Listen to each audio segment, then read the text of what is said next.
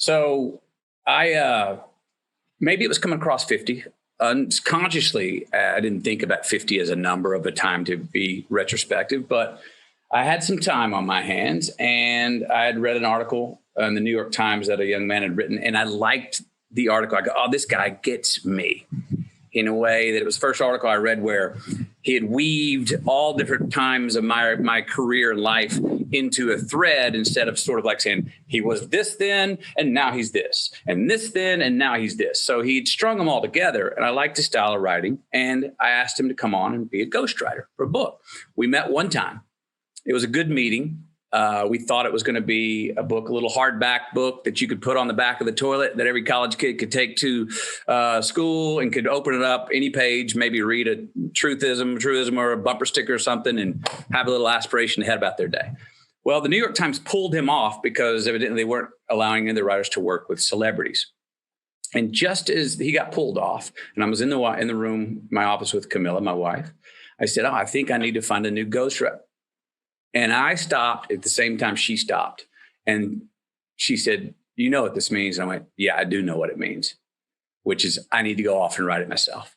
So she said, I packed up all the journals. She said, don't come back until you got something. And I headed off with 15 gallons of water. I don't know how many pounds of red meat and my favorite libation.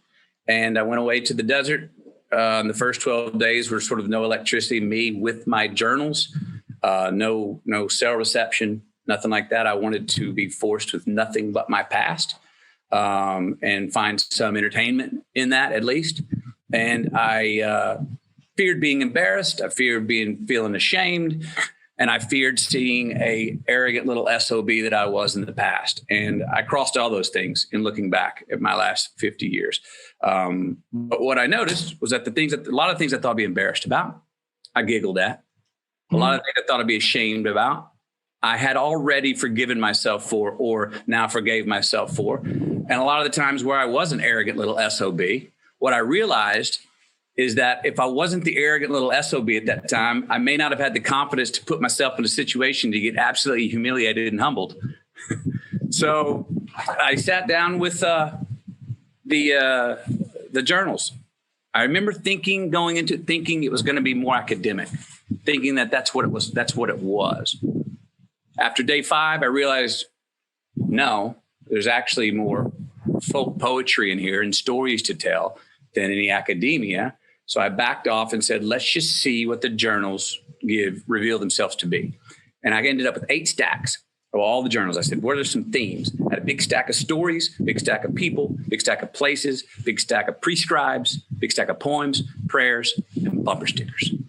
So I had these 8 stacks. I said, okay, now let's sift through those and see if we find a central theme. And that's where green lights came from. I found that I had engineered green lights in my life through responsibilities taken yesterday, which bore me freedom today. I found that I'd gotten I have no reason why good fortune landed in my lap.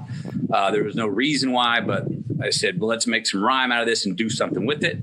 I found that also a lot of my yellow and red lights, those things that we don't really like that slow us down or make us stop, all had lessons that they revealed to me, which then made them green lights, or at least gave them green light assets. And then I also found that that the art is sort of in approaching the yellow light. All right, so we've reestablished ourselves in a wind-free zone.